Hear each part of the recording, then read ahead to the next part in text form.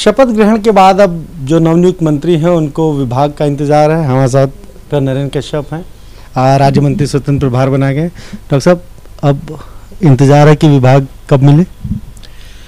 देखिए, महत्वपूर्ण जो कार्य था वो मुख्यमंत्री जी के नेतृत्व में आदरणीय प्रधानमंत्री जी की उपस्थिति में संपन्न हुआ। खासतौर से दूसरा ये कालखंड शुरू हो रहा है भारतीय जनता पार्टी की सरकार का। हाँ, विभाग किसको क्या मिलेगा ये डिस्कशन है माननीय मुख्यमंत्री जी का।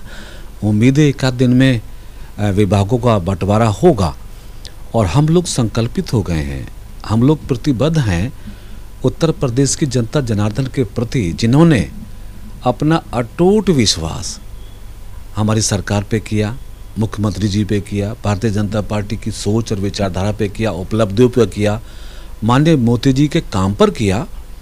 तो हम समझते हैं कि जिम्मेदारियां हमारी बड़ी हैं उत्तर प्रदेश में, और इस बढ़ी हुई जिम्मेदारियों को प्रदेश की जनता जनार्दन की जन आकांक्षाओं के आधार पर हम उसको निभाने की कोशिश करेंगे। जब चुनाव चल रहे थे तो एक माहौल ऐसा बनाया गया कि पिछड़ा जो बीजेपी से नाराज है और स्वामी प्रसाद मौर्य चले गए, दारा सिंह चौहान चले गए, धर्म सिंह सैनी चले गए, और वो जहाँ जहाँ जाते थे यही कहते थे कि पिछड़ा इस बार समाजवादी पार्टी गठबंधन के साथ आने वाला है। गच्चा खा गए, वो राजनीतिक विश्लेषण की कमी रह गई। वो नहीं जान पाए कि मोदी जी के कार्यों का आकलन देश और प्रदेश की जनता कर रही है। उनको मालूम नहीं था कि 15 करोड़ लोग उत्तर प्रदेश में कोरोना कालखंड में भी कभी हमारी सरकार ने उनको भूखे नहीं सोने दिया। किसानों के खातों में माननीय प्रधानमंत्री जी के द्वारा घोषित योजना का लाभ हम लोगों ने दिया। जनधन योजना का लाभ मिला, किसान सम्मान निधि योजना का लाभ मिला, मुफ्त राशन का लाभ मिला, और जो प्रदेश के अंदर एक लॉ एंड ऑर्डर की समस्या रहती थी, आदरणीय योगी जी के मुख्यमंत्री बनने से पहले उसको दुरुस्त किया है, उसको ठीक किया है। मैं कहता हूँ लोकतंत्र में भरोसा बढ़ा योगी जी की सरकार में, और उस भरोसे ने प्रदेश की जनता के मनों में कहीं ना कहीं भारतीय जनता पार्टी के लिए आशीर्वाद को और मजबूत किया। परिणाम 2022 का भी बहुत सुखद रहा। प्रदेश की जनता ने फिर हमारी पार्टी को मौका दिया है काम करने का, सेवा करने का। डटेंगे, लगेंगे और 2024 की तैयारी भी कर देंगे, ताकि आने वाला जो लोकसभा का चुनाव है उसमें भी हम उत्तर प्रदेश की जनता का आशीर्वाद पा सकें। जब विधानसभा के चुनाव अनाउंस भी नहीं हुए तो उससे पहले आप चूंकि पिछड़ा वर्ग मोर्चा के प्रदेश अध्यक्ष भी हैं, आपने बहुत सारे सम्मेलन कराए, एक माहौल वहां से भी बना। देखिए, माहौल तो हर काम का कोई ना कोई लाभ चुनाव में मिलता है। बड़ा माहौल आदरणीय मोदी जी की कार्यशैली का है, उनके नेतृत्व का है, उनकी पहचान का है। दूसरा बड़ा माहौल आदरणीय योगी जी जैसे प्रधानमंत्री तपस्वी परिसर में प्रधान मुख्यमंत्री हों, निश्चित उनके किए गए कार्यों का है। हाँ, छोटा मोटा ओबीसी मोर्चे ने भी जो पार्टी ने दायित्व दिया, हमने उत्तर प्रदेश के समस्त 75 जिलों में पिछड़ा सम्मेलन किए। अपार जनसमूह पिछड़ों का उमड़ा उन्होंने महसूस किया कि भारतीय जनता पार्टी से ज़्यादा हितकारी हमारे लिए कोई हो नहीं सकता है। लखनऊ में 18 बड़े सम्मेलन, जिसमें माननीय मुख्यमंत्री जी, माननीय उप मुख्यमंत्री जी, प्रदेश अध्यक्ष जी, हमारे प्रदेश के प्रभारी धर्मेंद्र प्रधान जी जैसे बड़े नेताओं का मार्गदर्शन मिला। और इसके अलावा समस्त 403 विधानसभा की सीटों में ओबीसी मोर्चे ने सामाजिक संपर्क बना के पिछड़े वर्ग के हर अंतिम व्यक्ति तक भारतीय जनता पार्टी की सोच को पहुंचाया, सरकार की उपलब्धियों को पहुंचाया, उनके मन में विश्वास जगाया। तो मैं समझता हूं कि इस जीत में सभी की सहभागिता है।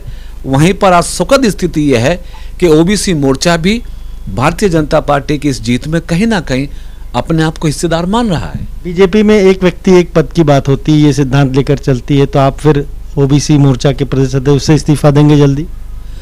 ये भारतीय जनता पार्टी का हमारा नेतृत्व निश्चित करेगा कि मुझसे उन्हें कहां और कैसे काम लेना है।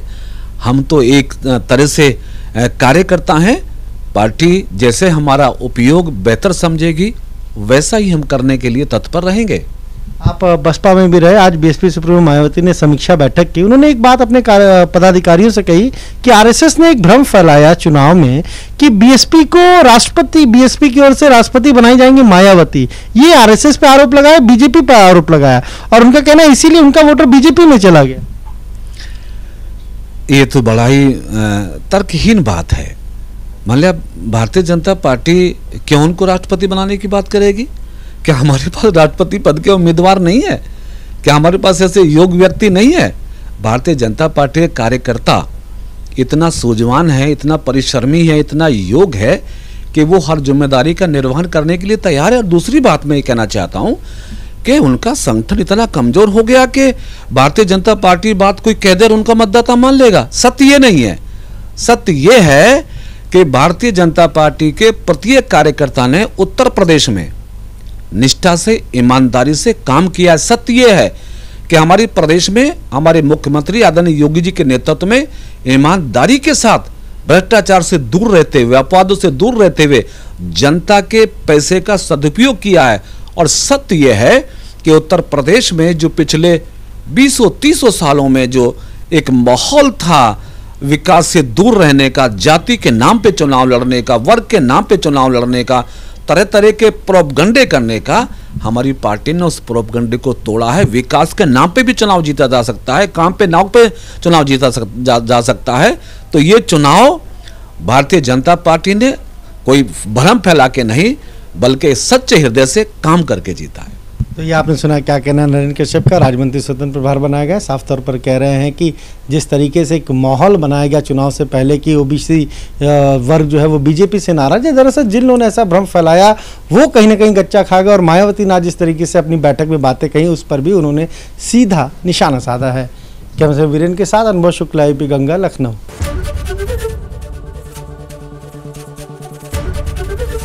एबीपी गंगा, खबर आपकी, जुबान आपकी।